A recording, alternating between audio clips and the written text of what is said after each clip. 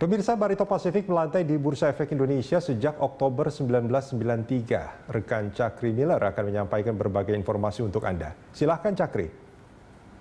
Rudi dan pemirsa, saham Barito Pasifik menjadi salah satu primadona di bursa saham di papan utama sejak pertama kali melantai 28 tahun lalu. Kita simak datanya. Ya, kita lihat untuk PT Barito Pasifik Tbk dengan kode emitennya di lantai bursa BRPT melakukan IPO-nya di 1 Oktober 1993, berada di papan utama bursa dengan sektor yang bergerak di bidang basic industry and chemicals dan subsektornya di bidang chemicals. Selanjutnya kita akan lihat pemegang saham BRPT. Kita lihat di sini hanya ada dua pemilik saham utama. Dengan saham dominasi saham dimiliki oleh sang komisaris Prayogo Prangestu dengan total 66,9 miliar rupiah dengan jumlah 71,64% saham dari BRPT.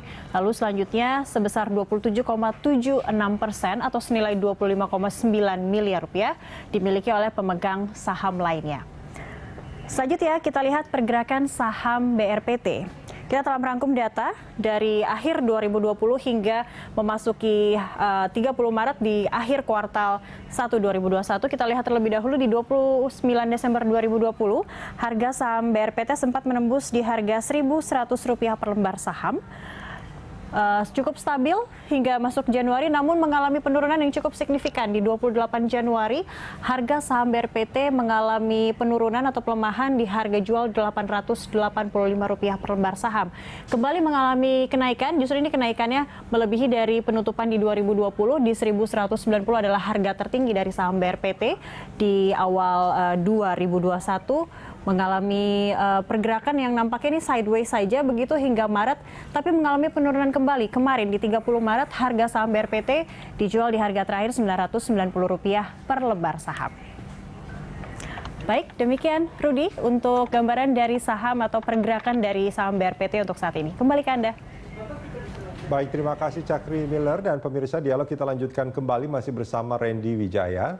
Mas Randy, ini kalau kita melihat grafik yang disampaikan rekan Cakri tadi, ini memang kalau kita melihat setelah Februari yang sempat meningkat sampai 1190, terus sempat sedikit sideways, tapi akhir-akhir itu kelihatannya agak cenderung menurun. Apa yang terjadi menurut Anda? Ya, memang kalau penurunan belakangan ini sebenarnya dikarenakan terkait dengan kondisi bisnis dari bisnis petrokem gitu ya, secara global terutama, karena memang seperti yang tadi saya juga sudah sempat bilang bahwa ketika harga minyak naik itu kan sebagai bahan baku dari petrokem gitu ya. Jadi ketika harga minyak naik, cuman kondisi ekonomi masih belum improve secara global, akhirnya pemain-pemain global ini nggak bisa serta-merta mem-pass on kenaikan harga bahan baku ini ke end consumer. Itu menyebabkan selisih harga antara produk petrokem dengan raw material price juga semakin tipis gitu, menyebabkan marginnya juga cenderung tertekan. Cuman kita lihat setelah di second half 2020 mungkin memasuki tahun 2021 ini juga akan ada sedikit perbaikan gitu ya, di mana kalau kita lihat memang harga minyaknya sudah stabil di harga yang cukup tinggi memang dibandingkan dengan 2020 awal. Cuman buat dari yang petrochemical bisnisnya juga kita lihat ada ruang untuk kenaikan harga gitu seiring dengan perbaikan ekonomi secara global. Namun memang kita expect-nya adalah kenaikan harga ini juga akan berlaku secara bertahap gitu. Jadi nggak bisa serta-merta langsung dilakukan dalam waktu singkat. Mungkin kita baru akan melihat efeknya nanti di second half 2021. Second half 2021, artinya sebelum itu masih ada kecenderungan untuk turun ya, terkoreksi? Betul. Oke, itu bisa sampai di support berapa Mas Randy perkiraan Anda? Oke, kalau misalkan buat dari BRPT sendiri ya, kalau kita lihat dari pergerakan harganya mungkin kita lihat mungkin support terendahnya mungkin ada di 930 gitu ya kurang lebih. Okay. Itu mungkin menjadi support terendahnya. Oke, dan di second half 2021 ini kemungkinan ini akan mulai membaik ya? Betul. Oke, perkiraan Anda ini akan bergerak di 930 sampai berapa BRPT ini Mas Randy?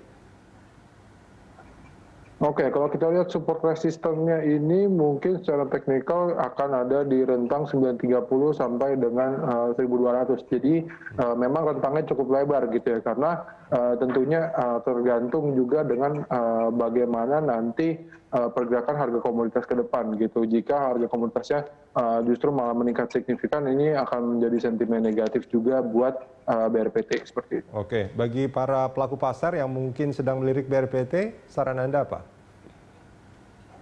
Untuk di level saat ini sebenarnya masih cukup menarik gitu ya, di mana mungkin kalau kita lihat valuasi fundamentalnya menggunakan EV/EBITDA ini berada di rata-rata 5 tahun ya kurang lebih gitu. Dengan ekspektasi resiko ekonomi yang lebih minim ke depan, harusnya valuasi bisa sedikit lebih mahal dari rata-rata 5 tahun. Jadi sebenarnya ini kita lihat masih berada di level yang cukup menarik untuk diakumulasi. Oke, dan menurut perkiraan Anda, sampai akhir tahun itu akan ditutup di level berapa? Untuk sampai di akhir tahun sendiri, kita berekspektasi harganya akan tutup di sekitar 1.150. Baik. Mas Randy Wijaya, terima kasih banyak sudah bersama kami di pagi hari ini.